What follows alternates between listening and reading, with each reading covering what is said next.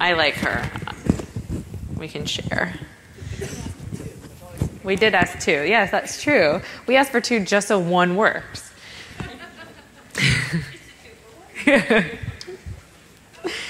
Okay, so I'm Lauren Bennett, and this is Flora Vale.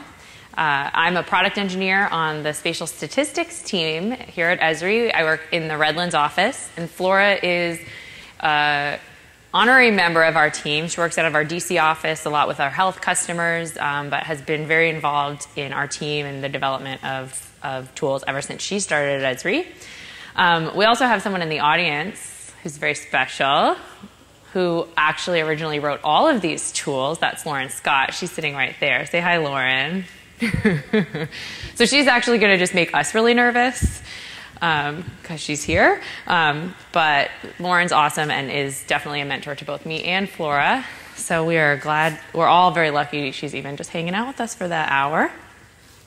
So we are going to spend the next hour deep diving into cluster analysis, ways that we can mine for patterns in our spatial data. And these are all tools in the Spatial Statistics Toolbox that you all have access to right now. Every single one of these tools is available at all license levels, no extension required. So if you have ArcGIS, ArcMap of any kind, you have the Spatial Statistics tools and all 4 of the tools that we're going to talk a lot about today. I will say that there is a little bit of overlap from our first session this morning, just because we wanted each of these sessions to stand alone. But if you were in, how many people were in our session this morning?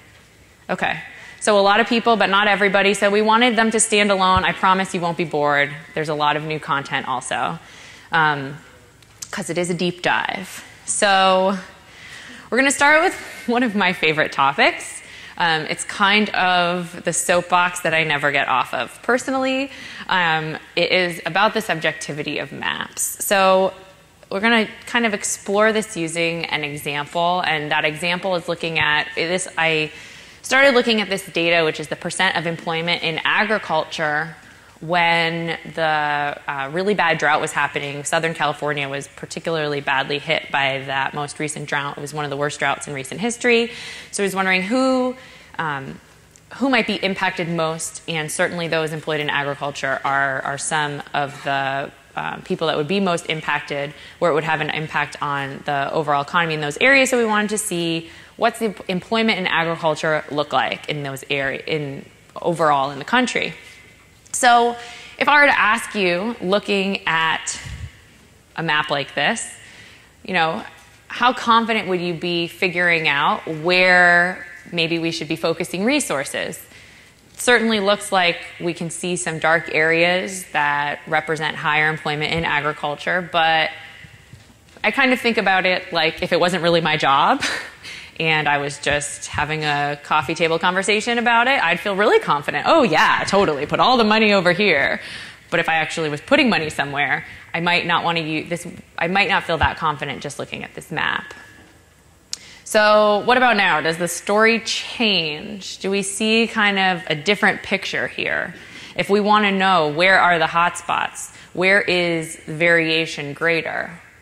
Do you feel more confident now? Do these maps kind of tell the same story? Would we think that we're in bigger trouble if we saw the map on the right than if we saw the map on the left? Probably. My guess is that some of you already know where I'm going with this. It's the exact same data, right? The only difference here is that we use different classification methods to determine what would be the darkest green and what would be the lightest green. So if we take a look at those legends, we can see that in the map on the left, where we use natural breaks, that darkest green color represents everything from 11% employment in agriculture up to 33%. In the one on the right, where we used a quantile classification method, everything from 3 to 33% is colored dark green. And the truth is, neither of these maps are wrong. They are both accurately reflecting the data that they say they're reflecting. There's a legend. It tells us exactly what it means to be dark green. But the story that they're telling is really different. We could use either one of these to make a decision. But the story that we're telling with them is incredibly there's just a lot of subjectivity here. And as map makers, one thing that often strikes me is, so how many people in here make a map on a weekly basis? So how many of those maps go into the hands of a decision maker who's going to use that for some reason? How many of those people you give your maps to have ever made a map? I know, it's kind of scary, right? So we know, this is like this, of course we know, you click 3 buttons, change the story, classification method, super easy to do, but most people who look at maps to make decisions have never made a map. Most people in the world have never made a map like this. And so most people treat a map like the truth. Well, it's on the map, so I mean, it says it's really bad right here. It must be true. The map said so.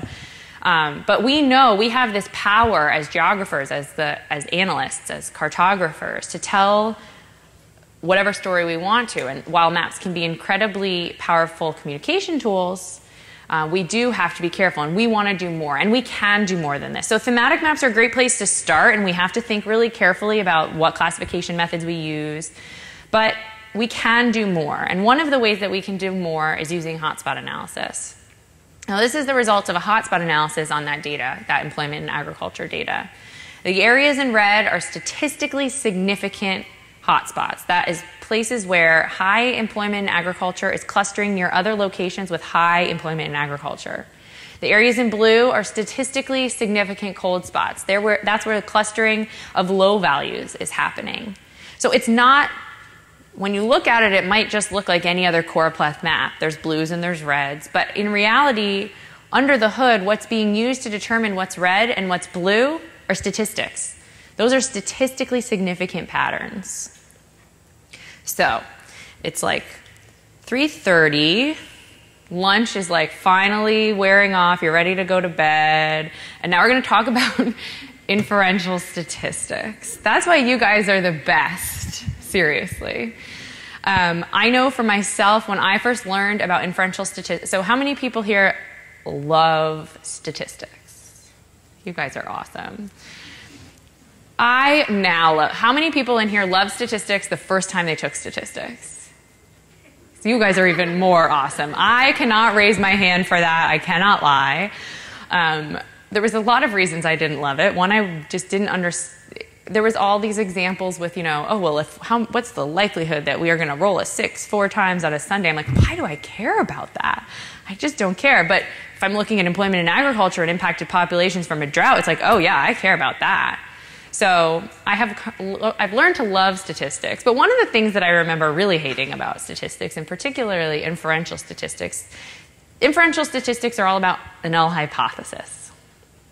And I just have this nightmare, it's a recurring nightmare about one of my first statistics tests, and there was a null hypothesis, and it was worded in this way so that the first thing you have to do is figure out what's the null hypothesis. And you knew it was worded in a tricky way, so you'd pick the wrong null hypothesis, but you tried to figure it out, and I would get it wrong, and then the whole thing was doomed because I had already picked the wrong null hypothesis.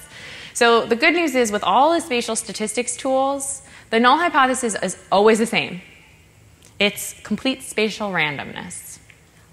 It's easy. There's no trick. And it's really meaningful. So basically, whenever we do, for instance, a hotspot analysis, we're asking the question, what are the chances that this pattern that we're seeing are the result of random processes? How likely is it that this pattern is the result of random chance? Is there a pattern? And so we're asking this very simple question, what's the chance that this pattern's random? And we answer that question using z-scores and p-values. Now, z-scores and p-values are actually incredibly simple. They are based on a normal distribution, and they're really just these p-values are probably the simplest to understand. They are probabilities. And the z-scores are just standard deviations, and they're directly related. And so the way that you can interpret them, if you have a p-value of 0.01, oh, these are flipped. Oh, they're flipped on just the right side. Doesn't matter. No worries. So flip these numbers on the right-hand side here. You can't see so 0.01 over there, then 0.05. So if you have 0.01, it means that there is less than a 1% chance. 0.01 p-value means there is less than a 1% chance that that pattern that you're looking at is the result of a random process. If there's a p-value of 0.05, it's a 5% chance that that pattern that you're looking at is the result of a random process. And as you can see, these colors reflect the way that we map that data. So where we have 99% confidence, those are the darkest red. Those are p-values of 0.01. When we have a slightly lighter red, p-values of 0.05. Slightly lighter red, p-values of 0.1. So we have this confidence in our map that the patterns that we're seeing reflect something other than what could happen randomly. And I think this is a really important idea because, if we took a bunch of points and just dropped them, we would expect that randomly there would be some clustering. When clustering is happening randomly, it means there's not much we can do about it. It's just random. It's the clustering that isn't the result of random chance. That clustering that reflects underlying spatial processes that gives us clues that there is something going on there, and that something going on may actually be something we can do something about, that we can remediate, we can make an impact. So this idea of randomness and finding these places that are these patterns that are not the result of random processes is really important because it gives us clues about these underlying spatial processes. So today, I wanted to lead in with this concept because I think it is a really good intro to this idea of why do we even care about cluster analysis? Why is this so important? And it's not like we're going to stop making thematic maps. Thematic maps are incredibly powerful. They tell incredibly powerful stories. They are great communication tools. But we also have these tools at our fingertips that can help us dig deeper. And so when we combine all of these tools together, thematic maps, hotspot analysis, some of the other analysis that we're going to talk about, we're coming at our data from all these different angles, and we can walk away with a better understanding of the data and of the situation. So today we're going to talk about the tools in the Mapping Clusters toolbox. We're going to talk about all of them. Before I go any further, though, I do think it's really important to note, and we talked about this earlier today, that all of these tools are Python scripts. So what that means is that if you right-click on any of these tools, if you notice this funny scroll symbol next to those tools, it means they are shipped as Python scripts, which means the code is open. If you right-click on them and say edit, it's going to open the underlying code, which means that you can, first of all, they're not black box tools. You can learn about the methods just by looking inside of that code. Or you can play around with them, make some changes if you want to. Like Flora mentioned earlier, I would highly recommend making a copy before you start futzing around with the code. Speaking from experience, it's not a good idea. So you definitely, it's a really great place to also explore Python in general. Our developer, Mark Janikis, is a really talented developer, and these tools are great examples of some very sophisticated things that you can do with Python inside of our software. When we write a Python tool, we're taking advantage of exactly the same Python framework that you all have at your fingertips to build tools. In fact, when Lauren first wrote the tools, it was kind of an experiment. They're saying this Python thing's out there, can I really build these robust tools on the platform? And she did, and now they're tools in our software. So these same tools are at your fingertips, and I think that code is a great place to start exploring that if you are getting into Python and want to learn a little bit more about it. So with that, we're going to jump into the first tool, and Flora is going to take over for a couple of tools. Some of these awesome slides she built. Thank you, Lauren. All right, so again, there is a little bit of overlap from the session this morning, but we are going to go into more depth this time, so I promise it's not going to be the exact same thing. We're starting with hotspot analysis, which I think is probably our most popular tool, probably the most widely used, and let's explore a little bit about how this tool works and kind of understand a little bit more about what statistically significant means and what a hotspot is. So hotspots, the definition that we have is they are statistically significant clusters of high and low values. So what does that mean? What does it mean to be statistically significant? What exactly is a cluster? And how do I know if a value is high or low? So this should clear things up. I'm just kidding. I'm not going to go through the math with you. But what I really want you to understand is two basic concepts, which are randomness and probability. So with a hotspot analysis, basically what we're asking is, what is the probability that a distribution of values is random? So that is still kind of a mouthful. So to illustrate that point, I'm going to go back to my 45 favorite random numbers. And let's say I was to pick up these numbers, shake them, and then drop them. So like I said in the session this morning, you really don't need to understand any probability theory. You don't have to have taken any stats classes to just kind of intuitively know that it's really unlikely that all of the high numbers would just happen to fall together right here, right? We know that that's probably not random. But it's not always that obvious. So what a hotspot analysis helps us do is to actually quantify the chances of this being random or not. So we're asking, what are the chances that this happened randomly? So let's take a look at a map and see how this can be applied. So we'll start with polygons, and then we'll talk about points afterwards. So we'll get clear on some terms. Each of these polygons we'll call a feature. And each feature has to have a value. And there has to be variance between the values. So a value can be something like a rate, it can be a count, it could even be a rank. So, and we need variance between these values because if we're looking for clusters of high values and low values, if all of the values are the same or very, very similar, we're not going to find any patterns in there. And then the next term we'll discuss is around each feature there's a group of features, including the feature itself. And we'll call this group the neighborhood. All right? And then last, all of the features in the study area, including the neighborhood itself, we'll call that the study area. So all of our features in our layer.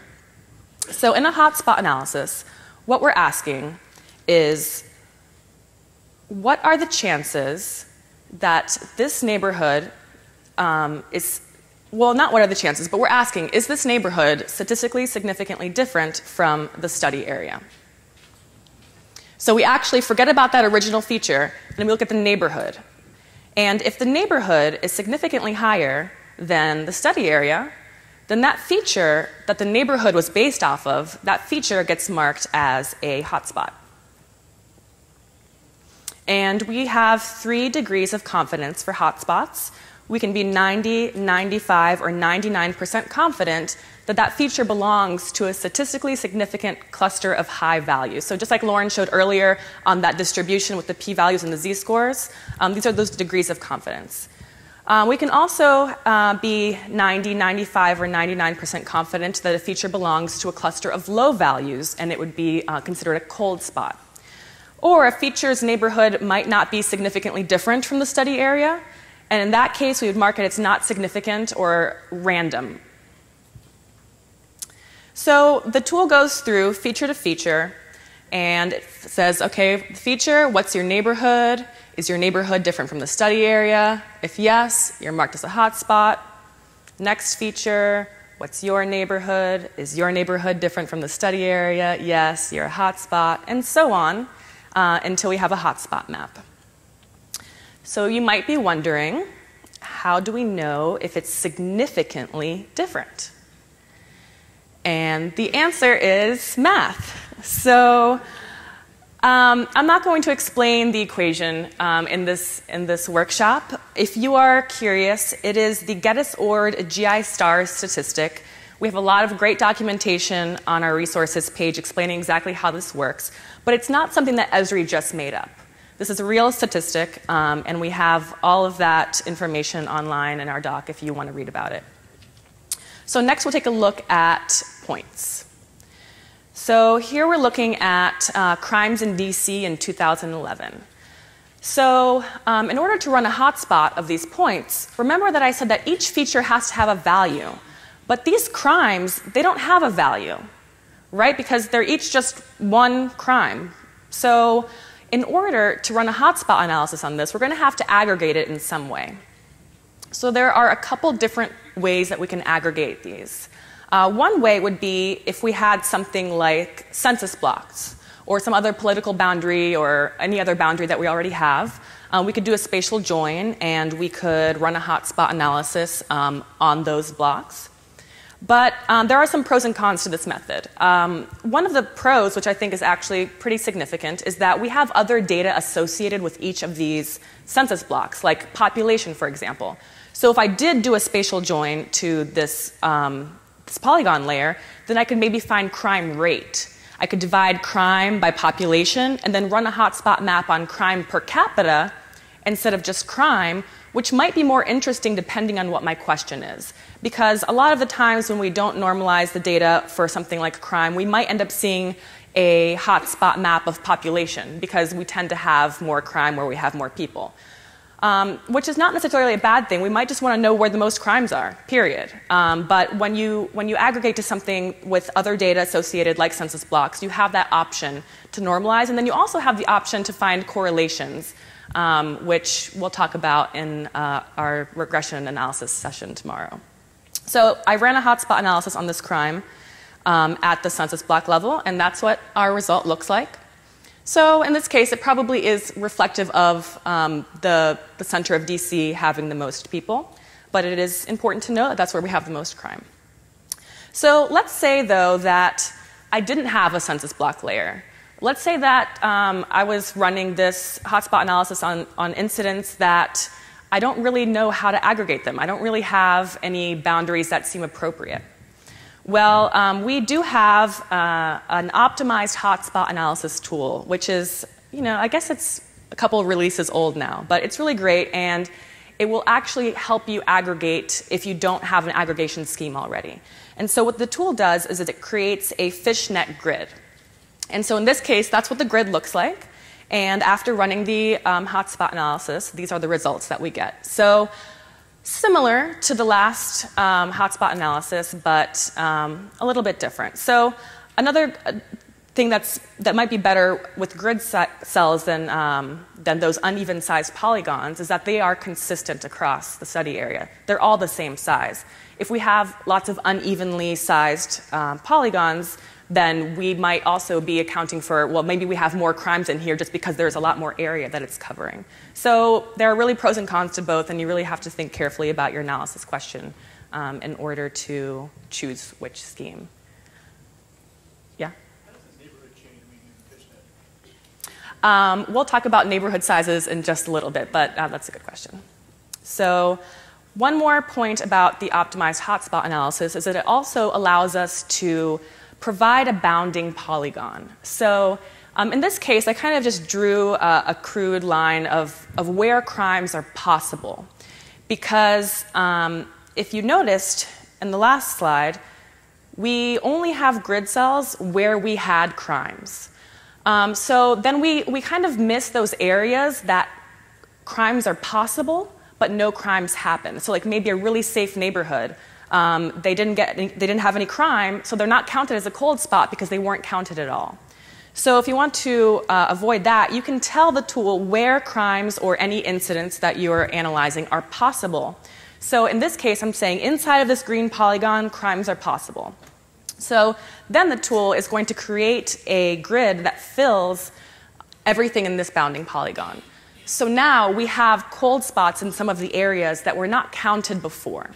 So again, it really depends on what your analysis is and if you choose to add a bounding polygon or not. But it is a great option, and it's important to know that we have it. By customizing your study area? It's telling the tool where incidents are possible and where they're not possible. So that if there's an area where there were no incidents, but they are possible, then that might be considered a cold spot, or it just might be marked as a low value that would impact the global mean also. So it really depends. And you have to be careful too because, I kind of just drew this very roughly, and I'm sure that crime is not actually possible everywhere that I drew this polygon. So you have to take that into account also. But I would like to make the point that the question, where are the hotspots, is not necessarily the same question as where are the highest values. Because if you remember, we find the feature's neighborhood, and then we compare that neighborhood to the study area. So it is possible in some cases that a feature with a very low value could be surrounded by other features with such high values that the neighborhood value ends up being high enough to mark that original feature as a hotspot. So, okay, so since we compare the neighborhood mean to the global mean, there's a chance that a feature with a low value could be marked as a hotspot because the features in that feature's neighborhood are high enough that the neighborhood mean was significantly higher than the global mean. And in those cases, a feature with a low value might be marked as a hotspot, or inversely, a feature with a high value could be marked as a cold spot, because it really depends on the scale of your analysis. So there is that question of how are neighborhood sizes determined? And I think that we could probably teach a whole workshop on conceptualizing spatial relationships. But lucky for you, that's not what this workshop is about. But I would like to talk about a couple of the different methods. So the first method, and this is the method that is used in the optimized hotspot analysis tool, and probably the most common for hotspot analysis, is a fixed distance band. And so you tell the tool a distance, and it's going to make a window around each feature, a moving window. And every feature that falls within that window will be part of the neighborhood. So each feature will have that same distance around it, and we'll go feature to feature and decide the neighborhoods that way. The next conceptualization method that's available in the hotspot analysis tool dialog is inverse distance squared. So here we're looking at 1 divided by the distance. So let's say we have a distance of 4 meters, it'll be 0.25, a distance of 20 meters, 0.05. So farther distances have smaller weights. Then we also have inverse distance squared. And it's the same concept, except for that when you square the denominator here, those distances get even smaller. So you see that those decimals went down significantly. So it just means the weights drop off much quicker. Next we have zone of indifference. So zone of indifference is you would have that distance band, and everything in there would be counted as a neighborhood, and then the features outside of the distance band would kind of get smaller and smaller weights progressively as they got farther away from the distance band. We also have contiguity, so if the edges are touching, also called Rook's case. And we have edges corners, so anything that is sharing an edge or a corner or a vertex, also called Queen's case. One of my favorites is K nearest neighbors. I like this one because when you're mapping something like when I map, let's say, hospital spending, I feel like since hospital locations are not themselves random, sometimes I want to look at how hospitals just relate to the nearest hospitals around them. So a hospital in a very urban area, the 4 closest ones might be really close, but one in a more rural area, the 4 closest ones might be a little bit farther away. So that conceptualization just picks the nearest neighbors, however many nearest neighbors you put in the input. And the last one I'll talk about is network spatial weights. And so this one will use network distance as opposed to Euclidean. So you could say everything within a 10-mile driving radius is going to be considered a neighbor. And so it'll go feature to feature and calculate that network and then mark the ones that fall inside as neighbors. So it's a lot of talking. Let's see how the tool works in a demo. Sorry, switch. Oh, I've been forgetting this all day. That's not even what number I am. Hopefully I'll be better at doing a hotspot analysis than switching. So what we're looking at here is data on smartphone usage. It's actually data we showed in the plenary session yesterday. Starbucks was looking at smartphone usage, and we were doing some analysis of smartphone usage. And you can imagine that lots of organizations, for lots of reasons, might want to know where smartphone usage is high, where smartphone usage is low, and we want to understand that. So the first thing I want to illustrate is that very quickly I can go in here, change my classification method, and change the story that my map is telling, right? And so this is that subjectivity that we're trying to get around. So running a hotspot analysis is very simple. We point to our data. We choose an input field. And then we have those options that Flora was talking about. So this is where I can make a decision about what it means for features to be neighbors. So there are all of the options that Flora pointed out. If you wanted to use, let's say, a network spatial weights matrix or k-nearest neighbors, you would choose to get the spatial weights from a file. And when you get spatial weights from a file, what you'll do is first create a spatial weights matrix by running either the generate spatial weights matrix tool or the generate network spatial weights tool. And I know those tools sound like super complicated. They have the word matrix in them. Anything with the word matrix just sounds like, I don't know, hocus pocus. But Flora was telling me that when she first heard us talking about spatial weights matrix, she thought it was something like she couldn't possibly do because it was like, there's a matrix. I don't know about a matrix. It just seems super complicated. They're actually some of the most simple tools in the toolbox. They just create a file that tells you how each feature is related to every other feature, and you don't ever have to look at the file. You just give the tool the file. We figure it out. So all you do here, it's very similar. You see similar options. You create these you choose a conceptualization. If you choose, for instance, the k-nearest neighbors option, you choose the number of neighbors that you want to include, and you create that spatial weights matrix. In addition to getting some other options from the spatial weights matrix, including the network spatial weights, another nice thing about a spatial weights matrix is that it can be used to kind of maintain those options over multiple analyses. So if you have a study area and you're either comparing lots of different attributes or you're going to share your work, a spatial weights matrix can be an easy way to kind of say, hey, this is how I ran my analysis. Here's the spatial weights matrix. Just use it for this study area. We can all kind of standardize on those relationships so that when we do compare things, we can feel like we're comparing apples to apples in some way. So in this case, I'm going to use a fixed distance band, and I have to choose an appropriate fixed distance. And there are a number of ways to do that. I could just have a really solid understanding of my question and a really obvious distance to use. Like if I was looking at crimes in a city, I might use the average size of a police beat. The way that I'm going to actually use that information is a good scale. If I'm going to use that information to implement a policy or remediate in some way, I could use the scale of that remediation to guide the scale of my distance band. But oftentimes it's not quite that obvious, and so you have an idea of the scale. If you think about it, there's no right or wrong distance band. Whatever distance band you give, it's going to give you the accurate hotspot analysis for that distance band. The question is, does that distance band reflect the question that you have, right?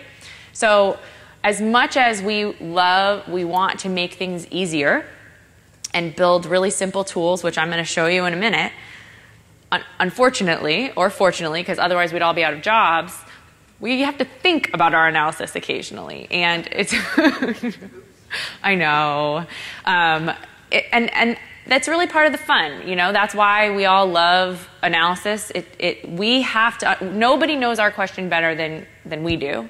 And while one day it may be possible that the tool could read your mind and figure out what your question is and then pick the right distance based on that, But right now, you're the only one who knows your question. So it is really important to really think about the scale of your question. I mean, I think a good example is when I was working on my master's thesis, I was looking at childhood obesity, and I was looking at Los Angeles County, and I was looking for very local hotspots.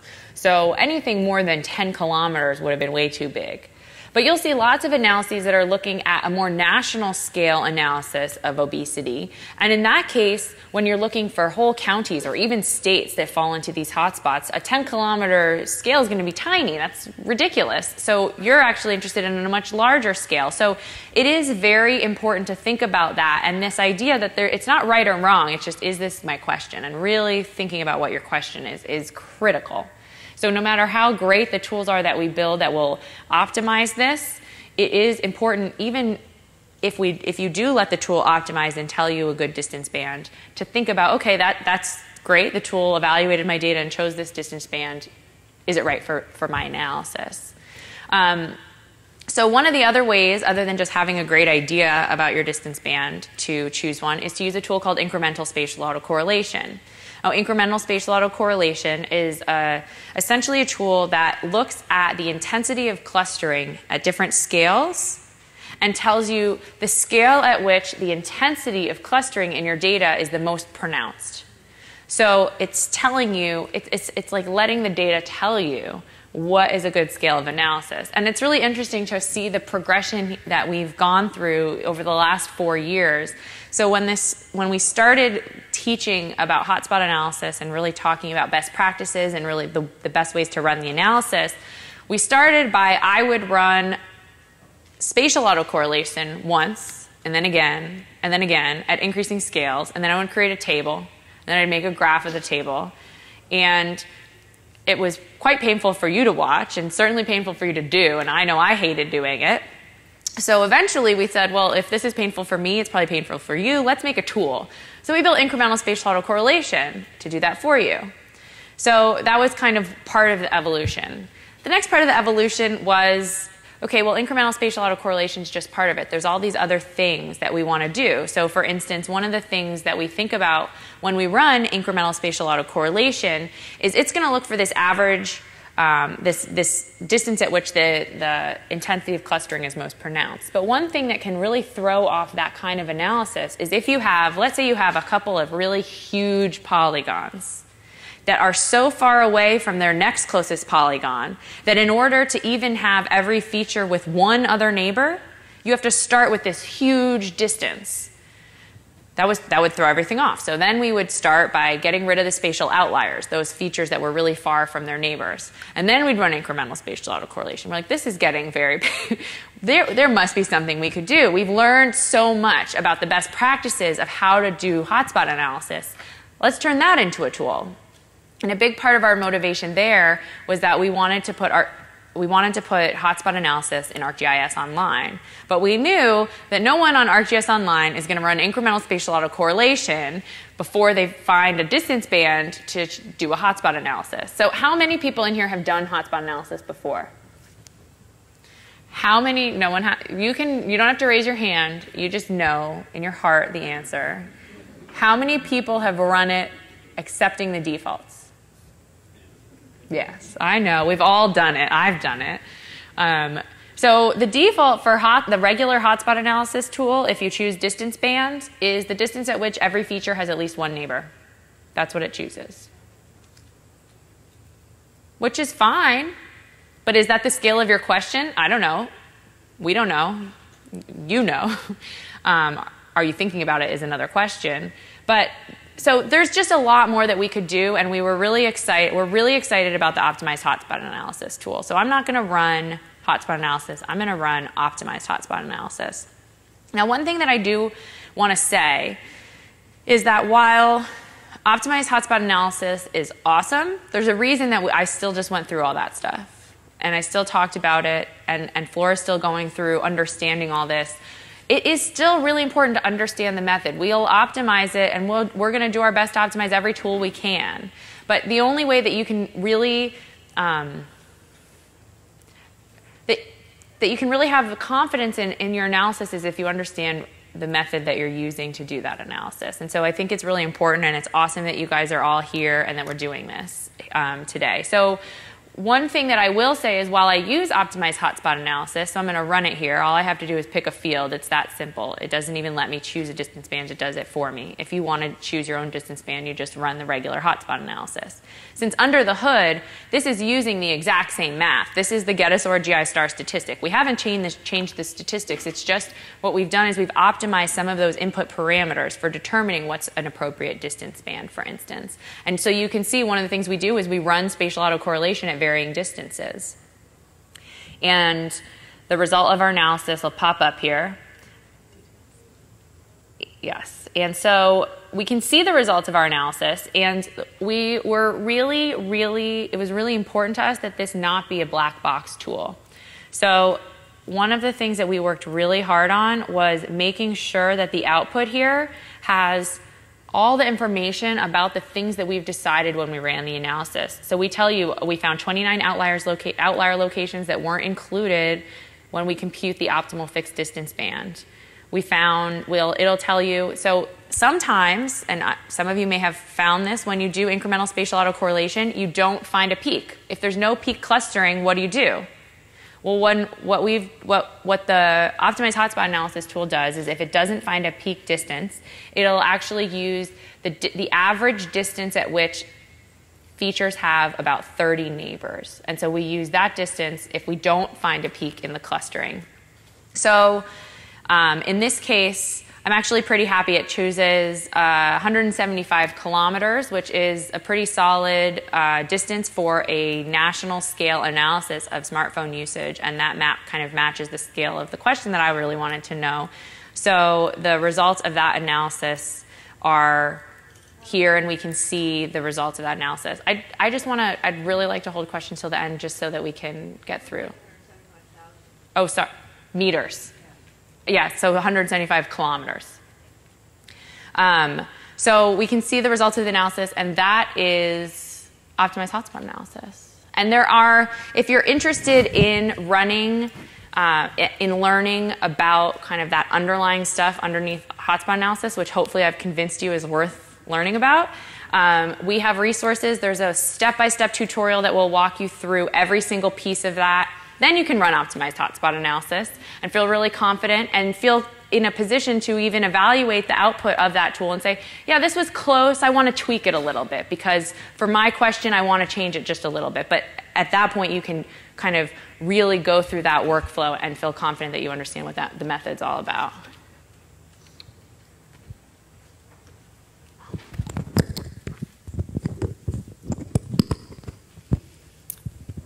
Okay.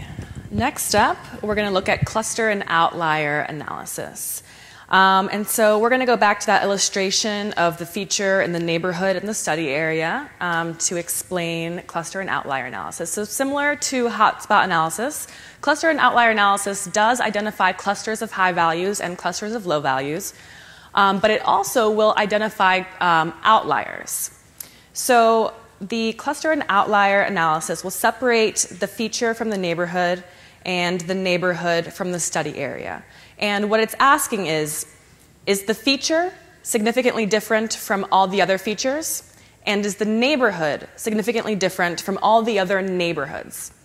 So there are 4 different possibilities to this. If the feature is significantly higher than all the other features and the neighborhood is significantly higher than all the other neighborhoods, then we have a high-high cluster. If they're both significantly lower, we have a low-low cluster.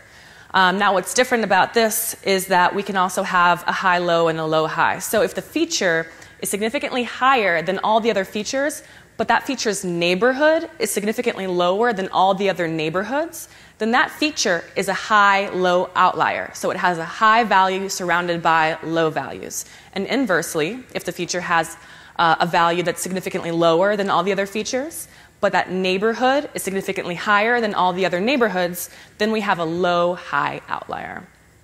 So let's see what that looks like. So this is the result of a cluster outlier analysis.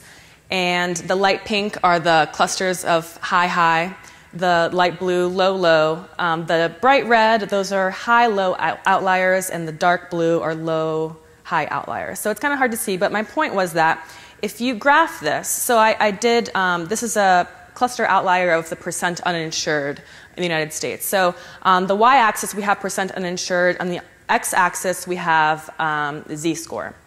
So really negative z-scores, those are going to be marked as outliers. And really positive z-scores, those are going to be marked as clusters. And if we put that graph back on here, we see those are the high highs, the low lows, high lows, and low highs. And you will notice that every single value does fall somewhere in that quadrant, but they have to be statistically significant. So those values, the gray ones kind of in the middle, those were not significant enough to be marked as clusters or outliers. So they're just marked as insignificant or otherwise random. So let's look at a demo of cluster and outlier analysis. So another way that we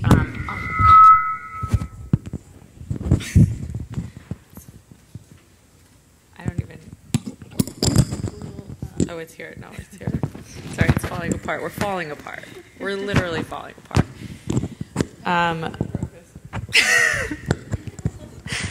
We are really dangerous. So we're still going to look at that smartphone usage data, in this case to find, particularly we're looking for those outliers. Outliers where we have really high smartphone usage surrounded by low usage, and then low usage surrounded by high usage. So another way that you can use optimized hotspot analysis is because it's doing a bunch of those steps for us about what's an optimal distance band. We can actually use it, and we often do, to look at to get a distance band for our cluster outlier analysis. So in this case, I'm just going to copy over that distance band of 174,000 meters, and I'm going to run a cluster and outlier analysis. So I'm going to point to my smartphone usage, choose my variable, choose a fixed distance band, pick that distance, and I'm going to run that analysis. And so what's pretty cool about the, so one thing you'll notice, has anybody ever run the cluster and outlier analysis tool? A couple people. So in the next release in 10.3, we're updating the symbology. This is going to be the new symbology that is the output of the tool, which we're really excited about. We've worked with our cartography team to help us improve that symbology. I think it's pretty effective. So what we can see here are these 4 different types of features. Well, 5. We have not significant. We have these low clusters, which are in the light blue. We have the high clusters, which are in the light pink. And then we've really kind of exaggerated the high-low and the low-high outliers, because those are the outliers. This tool is really all about those outliers. And so we can see, for instance, that we have up in the Northeast some of these areas where we have low smartphone usage, even though they're in areas that are predominantly high smartphone usage. And we can see in the southern part of the United States, we have some areas where we have quite high usage in comparison to the neighborhoods which are lower cell phone usage, so smartphone usage. So really, smart cluster outlier analysis is one of, it's such a powerful tool. And it's funny because so many people raise their hand for hotspot analysis, but very few people are using the outlier analysis, and they're both incredibly powerful. And we often get this question, which one should I use? Am I stealing thunder? No. So we often get this question, which one should I use? And our answer is usually, it takes like 10 seconds to run. I'm doing both, right? I want to see, they're slightly different algorithms, and they have pros and cons. There's people who love one more than the other. I'm an equal opportunity cluster analysis person, and I like them both a lot, and I think you learn different things from each of them, and they can be very powerful when used together. And so when your focus is really on those outliers, this is a very, very powerful tool that I think most of you would get a lot out of, because it's such a spatial problem, and people just get it when they see it. It's this idea of finding outliers, because people are always interested in outliers in their raw data, not thinking spatially. You want to look at those outliers in a spreadsheet, right? Well, it's just as interesting to look at your spatial outliers, and in a lot of circumstances, it's more relevant if you are like your neighbors than it is if you're like the rest of the data, right? If you're a store and you're not doing well, if the stores near you are not doing well, that's not nearly as interesting as if you're a store that's not doing well and all the stores around you are doing fabulously, right? So those spatial relationships and the way that these tools take those spatial relationships into consideration make them incredibly powerful. And even for people who maybe aren't that familiar with spatial analysis, this is one that, this and hotspot analysis are both tools that people just instantly get and can see the value of. Oh, so actually with that, a couple considerations. I'm afraid of this thing. All right, so just a couple things to remember for both hotspot analysis and cluster and outlier analysis. And the first is that you have to have at least 30 features to run this tool. And that's because in order to infer statistical significance, we need at least 30 features. Again, each feature has to have a value, and we need variance between those values because we're looking for patterns, and you can't find a pattern if everything is exactly the same. So next we're going to talk about grouping analysis, and we're going to switch this up here. All right. No, it doesn't. Okay, so the next one we want to talk about is grouping analysis. Grouping analysis is a relatively new tool that is incredibly powerful. So at the risk of making assumptions, my guess is that there's a couple of people in this room that are just as geeky as I am and love to play with data and find patterns that exist in their data and just learn about their data. And grouping analysis is a great example of a tool that will help you explore your data and find some of those relationships that exist. So essentially, grouping analysis is all about creating groups within your features so that within each group, the features are as alike as they can be. And between groups, the features are as different as they can be. So it's trying to create these distinct groups in your data. And it will use as many variables as you give it. So there's really two ways that you can create these groups. You can either create the groups so that there's spatial constraints. If there's a spatial constraint, it means that it's going to require that the groups essentially be contiguous or pretty close to contiguous. And if there's no spatial constraint, it will allow the groups to happen wherever they happen. So features nowhere near each other could be considered part of the same group because it's basing it purely on their attribute values. So when you choose to group without a spatial constraint, it's using a method called k-means. Now, k-means is actually a really commonly used grouping analysis method.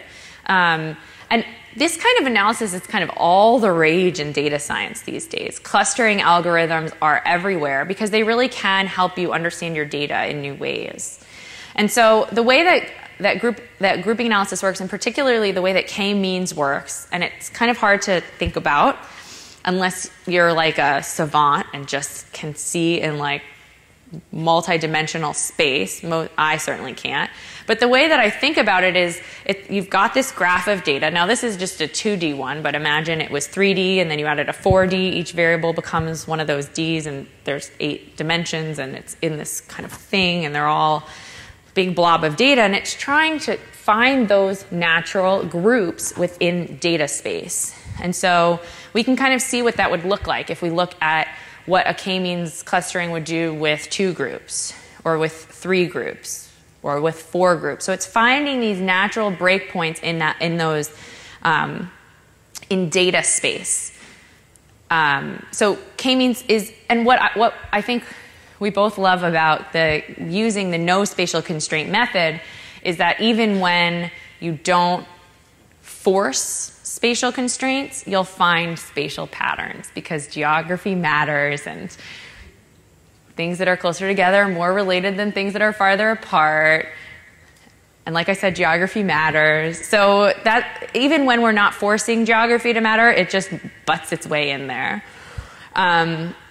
So if you don't choose a spatial constraint, what we use is something called a minimum spanning tree. That's the methodology behind the spatial constraint methods in the grouping analysis tool. Now, a minimum spanning tree starts by choosing nodes, and it then creates links between those nodes. And essentially, it starts breaking off links based on distance. So those nodes are constrained by the spatial constraint, and they are sized by their distance in data space. And that minimum spanning tree ultimately is used to determine what is going to be in each group.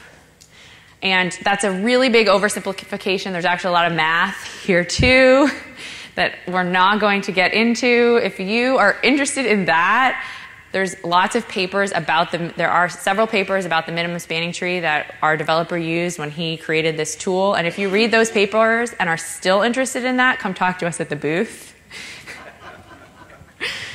We'd love to talk to you.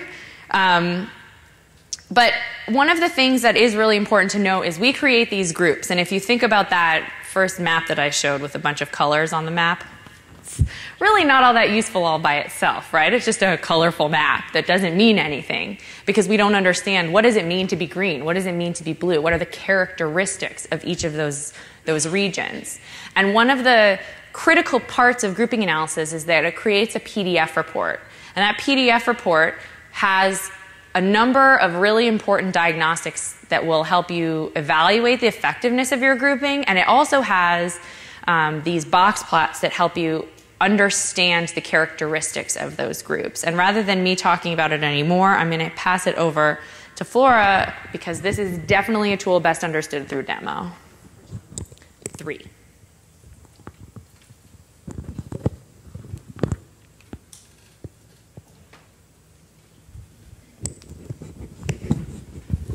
Okay, so I found some really great data at the PUMA level about the eligible uninsured in the United States. And PUMA is a census geography. It's based off of the amount of people in a certain area. So you have to have at least 100,000 people to be a PUMA. So some of them are really large in rural areas, but then in some urban areas, they're really tiny, like census block size. So the data that came with these PUMAs, I have information about the percent of eligible uninsured in each PUMA. And then I also have information about those uninsured people. And so some of the variables that I wanted to look at were the percent of the uninsured who are receiving food stamp assistance, or SNAP, the percent of the uninsured who fall below the federal poverty line, and the percent of the uninsured who are Latino. And I wanted to compare that to where the most uninsured people live. And so I can make these 4 maps, and I can stare at them, and I can say, like, okay, it's dark over here, and it's kind of light over here, but it's dark over here. So I think that, like, Latinos over here are uninsured. They're like maybe medium poor, and like they maybe are receiving food stamps. But it's really hard to just look at these maps and come up with any real pattern. So luckily, we have grouping analysis. And what grouping analysis is going to do, like Lauren said, it's going to help us group these features based on their similarities and differences on whatever attributes of interest. So let me switch over to my data frame. So here we have just that choropleth map of the uninsured. And I want to run a grouping analysis to see how those 4 variables interact over space. So I'm going to open the grouping analysis tool. My input features will be those eligible uninsureds by PUMA.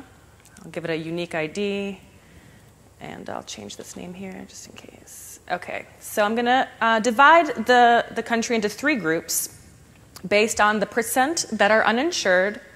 Of those uninsured, the percent that are receiving food stamp assistance, the percent that fall below the federal poverty line, and the percent that are Latino.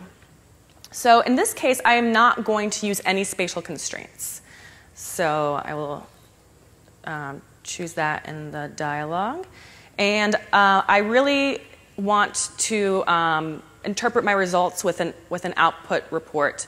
So with the report, it's really almost impossible to understand the output of the tool without the report. But sometimes these analyses are iterative processes, and the report is a PDF, so it takes a little bit of time to generate it. And if you're running this over and over to try to figure out how many groups you want, or to figure out if you want to use spatial constraints or not, you might consider running it a couple of times, and then once you have a better idea, then you can run the report. Otherwise, you're going to end up with like a million PDFs, and they're all going to be called like grouping 1, grouping 2, grouping 3, and then you'll have no idea which one was which, and it's going to be a big mess. But in this case, I would like to save this, so call it group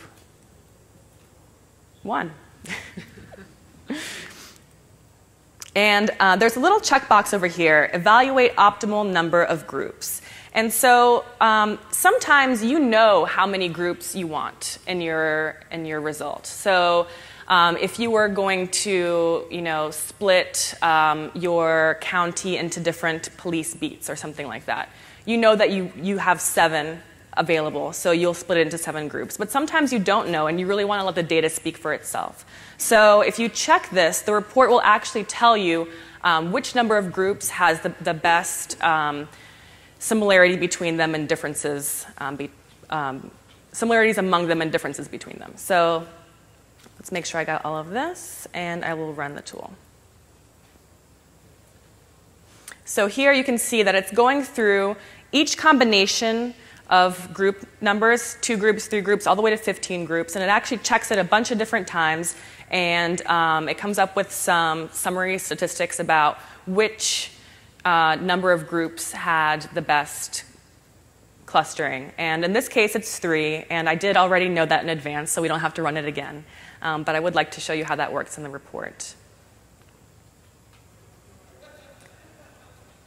Okay. All right, so these are the 3 distinct groups that were found in my data. And again, like Lauren mentioned, a lot of the times, even though I didn't use any spatial constraints, it looks very spatial. I mean, there's a big green bunch over here and a lot of red over here, and the blues are up here. So there's definitely something spatial happening underneath there. But to interpret that, we will look at the report. So I can find that in my results window.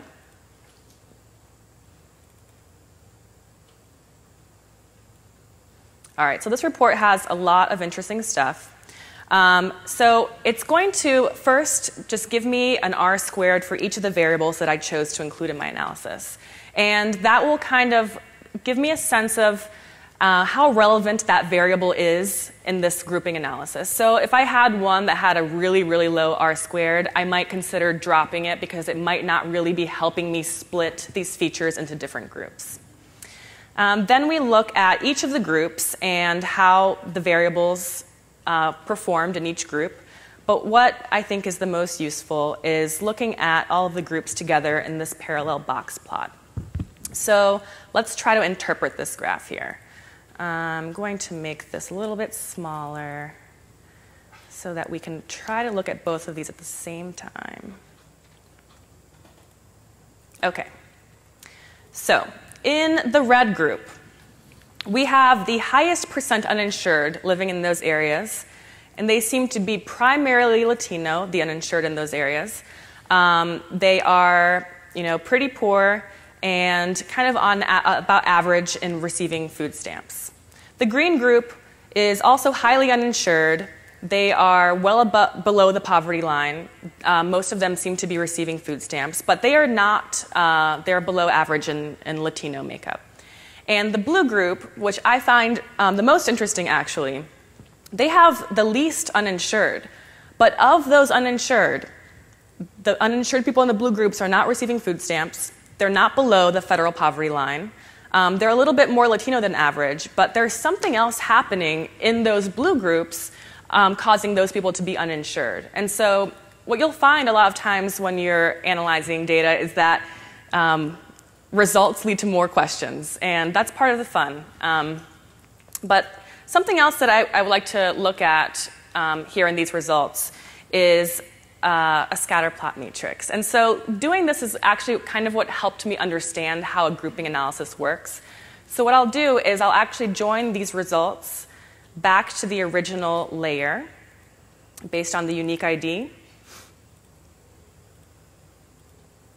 And now we have all that original information in here. So if I go to view graphs and create scatter plot matrix, and I'll put those variables that we used in here, so uninsured, food stamp, poverty line, and Latino. But then I'll also add a couple others that we didn't include in the analysis and see how those are related in data space. So I would like to look at white population and college graduates. So we'll start with that. So looking at the scatter plots, before I even really get into it, you can see that separation in data space. The tool kind of chunked these groups out based on how they relate in data space. So let's look at this one. We're looking at, on the x-axis, the percent that are below the poverty line, and on the y-axis, the percent that are Latino. So we see here that the blue group has the least poor people, and they also have the least Latino people. And when we look at it on a scatter plot, it just kind of makes more sense to me. So I'm going to up this a little bit. There we go. Another one that might be interesting is, let's see, some variables that we didn't include in the original analysis, like college graduates. So the blue group, so college graduates versus people below the poverty line. So it's pretty clear here, as college graduates go up, people below the poverty line goes down. So here, the blue group has the least poor people, which is a cool way of looking at it. So I've actually done this for the results of the cluster and outlier analysis, which is how I made that original graph in the slides, and I do it for hotspot analysis too. I think that playing with the scatter plot matrix can really help you understand your results, and it's really neat that it keeps the symbology from the map, so you can see the different groups and how they interact in data space. All right. So we're really bad. We just always have so much we want to talk about. We have 8 minutes left. I'm going to yeah, it's true. I'm sorry. So we're going to talk about similarity search quickly. And then I know I myself go to the island right after this, and I'm there till 6. So if we do have questions that we don't get to right now, we can definitely get to all of them as we make our way down there. So Lauren, will you be there too? No. Well, I'll be there. So that's okay.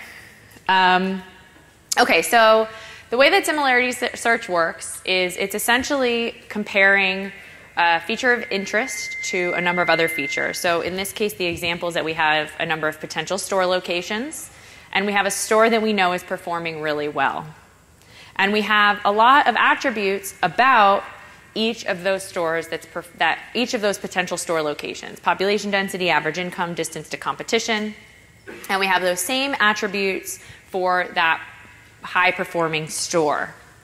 And so what we want to do is rank each of those potential locations by how similar they are to the high-performing store based on population density, average income, and distance to competition, those variables that we have in common. And a great way to get those variables that we have in common is actually geo-enrichment. If you guys haven't played around with it, it's really awesome how much value you can add to your data using some of those that underlying data.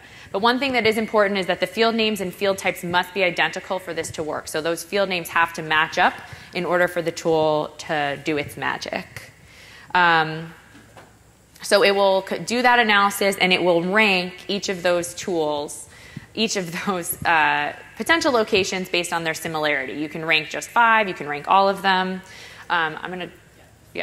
So essentially, there's a little bit of vocabulary that's important. One, these are essentially the parameters in the tool that you'll need to understand in order to run the analysis. So the first thing is the feature to match. That input feature to match, that is the thing you're interested in comparing everything else to. So in this case, it's our high-performing store. It could be your own county. Whatever that thing is that you want to compare everything else to.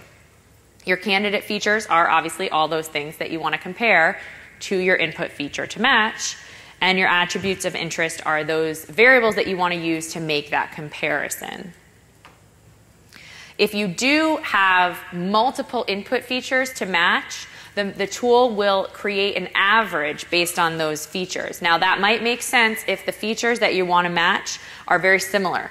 But be careful, because if you have two features and they have very different numbers. Think about if you have a high-performing store that's in a very populated area, and you have a high-performing store in a low-populated area. That population variable will be right in the middle, and it won't really reflect either of them. So that averaging is something to really think about if you are going to include multiple features as the input features to match. You can include as many as you want as the candidate features, of course. Now, there's three ways that you can match what it means to be similar, how we rank that similarity. The first one is based on attribute values, then ranked attribute values, and attribute profiles. And we're going to talk about each one of them. So when you do attribute values, essentially we start by standardizing the attributes. And we do that using a Z transformation.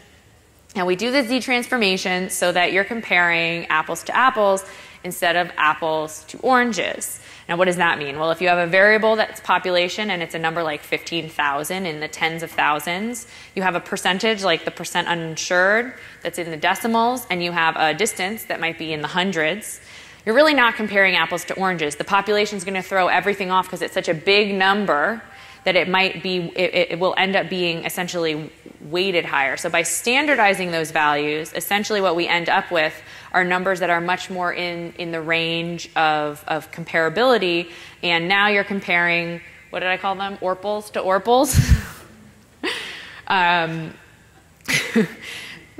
So that's what we do when we standardize them. Then we subtract each candidate from the target.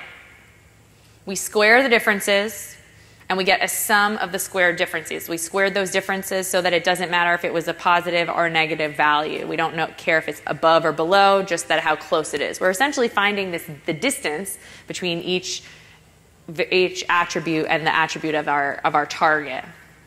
So that's the sum of squares method, and that's when it's based just on attribute values. Now, with ranked attribute values, what we do is we start by ranking the attributes. So essentially what we do is we put them in order, and we know exactly what number they fall in that order. Then we give them a rank, and we subtract the candidate's rank from the target's rank. So we have a distance still, but it's no longer, it doesn't matter how big the distance is, so the magnitude of the difference between them is no longer what's being considered. It's just about their ranked distance. And then we square those differences, sum of squares, on those ranked attribute values. The last one is what we call attribute profiles. And essentially what it's doing, it starts by standardizing them. And then it uses what is called a cosine similarity index. There is math associated with that, of course. We're not going to talk about the method behind cosine similarity. It's a very kind of published, widely known method out there. So if you want to learn more about it, there's definitely resources. But the way that we really kind of think about it is this idea of it's all about the angles between the attributes in your data. And it essentially, if the orange one is what your target looks like, it's looking for candidates that match in that kind of fingerprint. So the way that we often talk about it is it's like, if I have the city of Los Angeles and it has these characteristics, and for a population of this, there's a really high this but a really low this, I want to find a mini version of Los Angeles where the relationship between those attributes is similar. So it's going to match up that kind of fingerprint based on those characteristics so that they match in that way. But it is important to note that while the other methods do not require this, you have to have at least 2 attributes of interest, because without 2 attributes, there is no angle, and we cannot do a cosine similarity. And with that, well, yeah, maybe I should, because then, what do you think? Okay, so I guess one thing I will note, it's really obvious what it does. It ranks 1 through 10. It's a very simple tool to use.